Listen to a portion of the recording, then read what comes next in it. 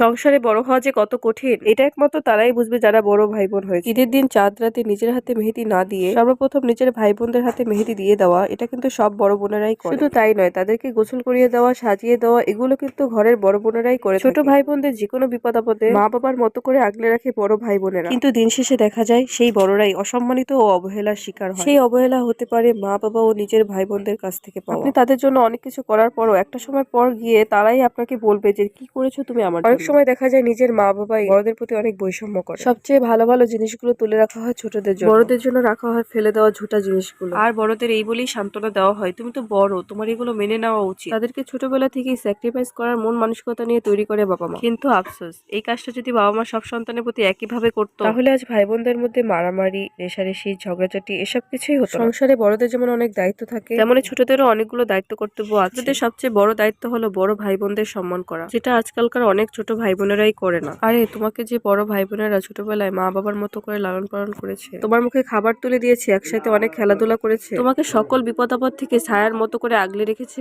সেই ঋণ তুমি কিভাবে শোধ করবে? মা বাবার ঋণ যেমন শোধ করা যায় না, তেমনি বড় ভাই বোনদের ঋণও শোধ করা যায় না। তুমি হয়তো জীবনের কোনো না কোনো প্রান্তে বুঝতে পারবে তোমার জন্য বড় ভাই বোনেরা কি, সেদিন হয়তো বড় ভাই বোন নামক ছায়াটাই আর থাকবে না। তাই সময় থাকতে বড় ভাই বোনদের মূল্য দিতে শিখো। তাই তো কবি বলেছেন, আমাদের দেশে হবে সেই ছেলে কবে কথায় না বড় হয়ে কাজে বড় হবে। যদি তুমি বড় হতেই চাও তাহলে কথায় নয়, তোমার যোগ্য কাজ দিয়ে বড় হও, যে কাজের মাধ্যমে তুমি মানুষের হৃদয়ে জায়গা করে নিতে পারবে এবং পরিবারের সবার হয়ে উঠবে চোখের মনি। এরকম কাজই আমাদের প্রত্যেকের করা উচিত। সবার জন্য শুভকামনা রেখে আজকে এই পর্যন্তই শেষ করছি। ভিডিওটি ভালো লাগলে অবশ্যই লাইক, কমেন্ট, শেয়ার করবেন।